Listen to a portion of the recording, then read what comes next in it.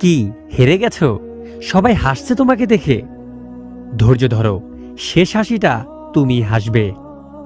আজকে যে তোমাকে অবহেলা করছে, ধৈর্য ধরো, একদিন তার তোমাকে সবচেয়ে বেশি প্রয়োজন হবে। সহ্য করতে করতে ধৈর্য হারিও না, একটা সময় পর সব ঠিক হয়ে যাবে ইনশাআল্লাহ।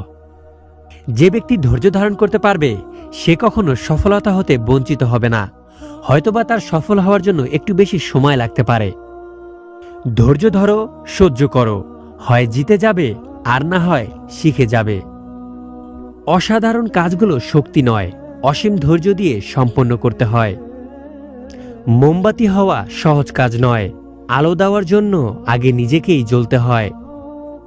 ধৈর্য ধরো, আজ যে তোমাকে দেখে হাসছে, কাল সে তোমার দিকে চোখ তুলে তাকানোর সাহস পর্যন্ত পাবে না।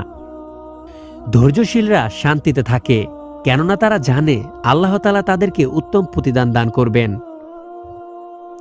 যেটা পাওয়ার জন্য তুমি অস্থির হবে সেটা তুমি কখনোই পাবে না, কেবলমাত্র সেটাই পাবে যেটার জন্য তুমি ধৈর্য রাখতে পারবে। মুমিনরা কখনো ধৈর্য হারায় না, কারণ তারা জানে নতুন চাঁদের পূর্ণিমা পর্যন্ত যেতে সময় লাগে। ধৈর্য শেখা একটি কঠিন অভিজ্ঞতা হতে পারে, কিন্তু একবার ধৈর্য ধরে যদি আপনি আপনার কাজকে জয় করতে পারেন, তাহলে দেখবেন আপনার জীবনটি সহজ হয়ে গিয়েছে।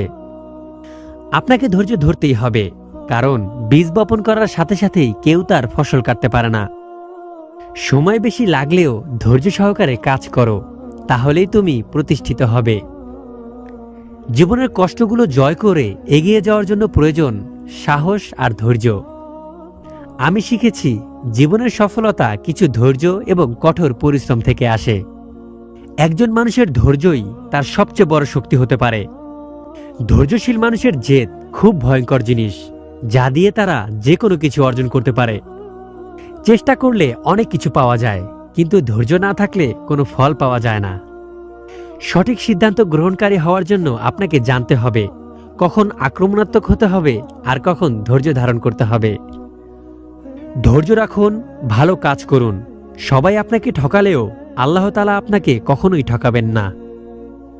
এক মুহূর্তের ধৈর্য অনেক বড় বড় বিপদ থেকে বাঁচিয়ে দিতে পারে। এক মুহূর্তের অধৈর্য পুরো জীবনটাকে নষ্ট করে দিতে পারে। যে কোনো কঠিন পরিস্থিতিতে ধৈর্য রাখতে পারাটা হলো অর্ধেক সমস্যার সমাধান। ধৈর্য ধরতে পারলে সব সমস্যার সমাধান হবে ইনশাআল্লাহ। সকল সমস্যার জন্য ধৈর্য হলো সর্বোত্তম প্রতিকার। যে গাছগুলো ধীরে ধীরে বাড়ে সে গাছগুলো থেকে সবচেয়ে ভালো ফল পাওয়া যায়। যদি আমাকে একটি সমস্যার সমাধানের জন্য 1 ঘন্টা সময় দেয়া হয়, আমি 55 মিনিট সমস্যাটা নিয়ে চিন্তা করি এবং বাকি 5 মিনিট সমাধান নিয়ে চিন্তা করি। যার মাঝে ধৈর্য আছে তার চাওয়া একদিন পূরণ হবে। নীরবতা মানে কোনো অহংকার নয়, নীরবতা মানে হলো ধৈর্য। ধৈর্য ধরতে শেখা মানে কঠিন পরিস্থিতিতে স্থির থাকার শক্তি অর্জন করা।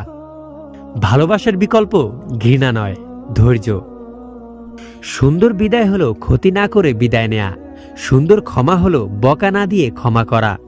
সুন্দর ধৈর্য হলো অভিযোগ না রেখে ধৈর্য ধারণ করা। আমি যদি মানুষের জন্য কিছু করে থাকি, তবে সেটা সম্ভব হয়েছে আমার ধৈর্য ধরে চিন্তা করার ক্ষমতার কারণে। যেসব মানুষের মাঝে সহজ জিনিসও সুন্দরভাবে করার ধৈর্য আছে, তারা কঠিন জিনিসও সহজে করার মতো দক্ষতা অর্জন করতে পারে।